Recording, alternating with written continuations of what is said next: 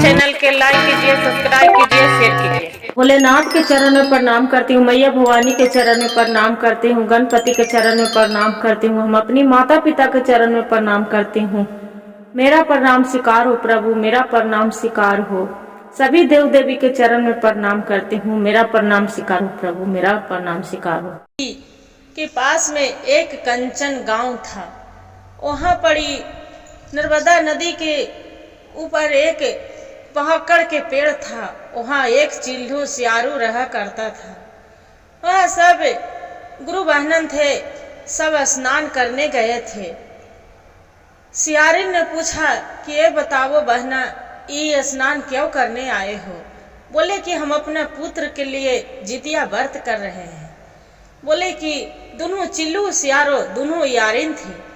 बोले कि हम अपना पुत्र के लिए हम भी ये व्रत करेंगे। क्या हुआ कि दोनों चिल्लो सियारो दोनों नेहा खाया, अब व्रत के उपास रखे। जो व्रत के उपास रखे चिल्लो तो उपास रह गए, उपास नहीं तोड़े।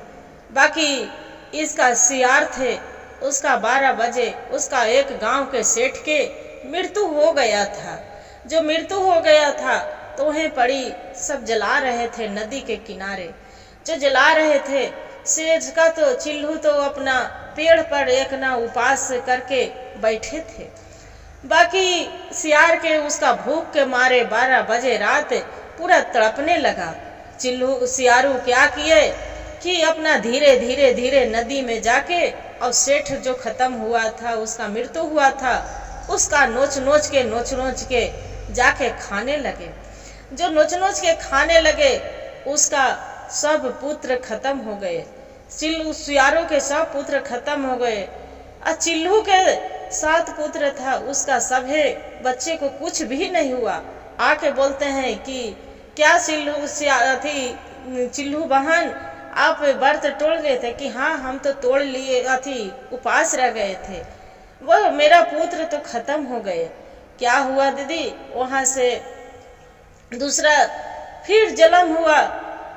फिर एक राजा के घर में उसका दूसरी जन्म में उसका एक ब्राह्मण की यहाँ जन्म लिया। जो जन्म लिया, बड़ी बहन के नाम उसका सिला था, छोटी बहन के नाम कपूरा था, उसका पिता के नाम भास्कर था। क्या हुआ कि सिला दोनों उसका माता पिता दोनों को विवाह कर दिया। कपूरा के एक राजा के घर में किया और सिला थी उसका कोई गरीब घर में शादी हुआ। अपना अपना किस्मत तो कोई नहीं हरते हैं दीदी। क्या हुआ? सिला के 7 पुत्र भगवान जितिया महाराज ने दिए और कपूरा के जो भी बच्चे होता था उसका सब मर जाते थे। बाकी कपूरा थी जलन के मारे पूरा व्याकुल थी कि मेरे बहन के बच्चे 7 को है, 7 को कैसे इसका सब रहते हैं, जीवित है, मेरा पुत्र सब मर जाते हैं। क्या किए कि राजा के ऑर्डर देके और उसका मंत्री दिया, 7 पुत्र के मरवा दिए। सिर काट के बोले कि जाओ मेरी बहन के पुत्र 7 है, उसका सिर काट के ले आओ। सिर काट के उसका लेके कहा गया। अब जितिया माता के व्रत कैले था, उसका बोले कि सिला के कि आपको पुत्र के तो सब सिर कटा है। बोले कि क्या करे, जितिया माता का जो दया होगा तो मेरा पुत्र सब जीवित हो जाएंगे। एक लाल कपड़े से ढक दिया, हड़िये में सब 7 के मुंडी धर दिया। जितिया माता क्या किए कि सब उसका पुत्र के सिर मिट्टी के बना के सब जोड़ दिए, उसमें जीवन डाल दिए। उसका हलचल उसका बहन कपूरा थी पूरा अकबका रही थी कि कैसे उसका मेरा हलचल बहन के खबर मिले कि उसका पुत्र मर गया। बाकी देखिए जितिया माता के दया कि उसका सभे पुत्र 7 जीवित था। जो जीवित था उसका रह नहीं गया, आके देखता है ताकि अरे ये तो सब पूरा इसका पुत्र जिंदा है। देख के बेहोश होके गिर जाते हैं। जो बेहोश होकर गिर जाते हैं सब उठाते हैं, बोलते हैं कि आपको पुत्र को तो हम मरवा दिए थे, आपको पुत्र जीवित कैसे है, मेरा पुत्र क्यों नहीं बचते हैं। उसका बहन शीला थी, बोले कि बहन तू एक उजलम में, हम चील थे तू सियारू थी, दोनों सब जाते थे गंगा घाट पर कंचन नर्मदा नदी के पास में स्नान करने।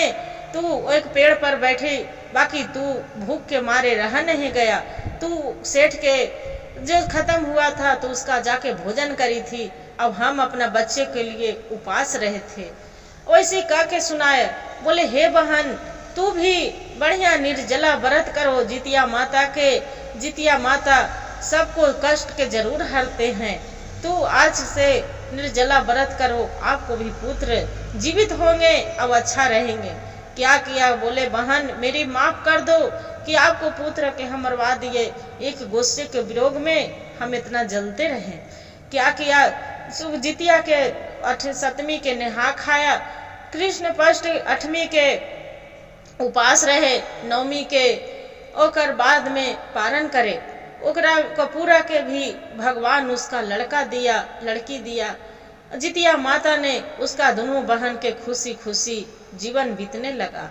हर हर महादेव, घर घर महादेव। जय हो जितिया मैया। गुरु भाई गुरु बहन, जो मेरा कहानी अच्छा लगे तब वीडियो के लाइक और सब्सक्राइब जरूर करिएगा। हर हर महादेव कमेंट में लिखना ना भूलिएगा। जय हो जितिया मैया, जय हो जितपुत्री माता।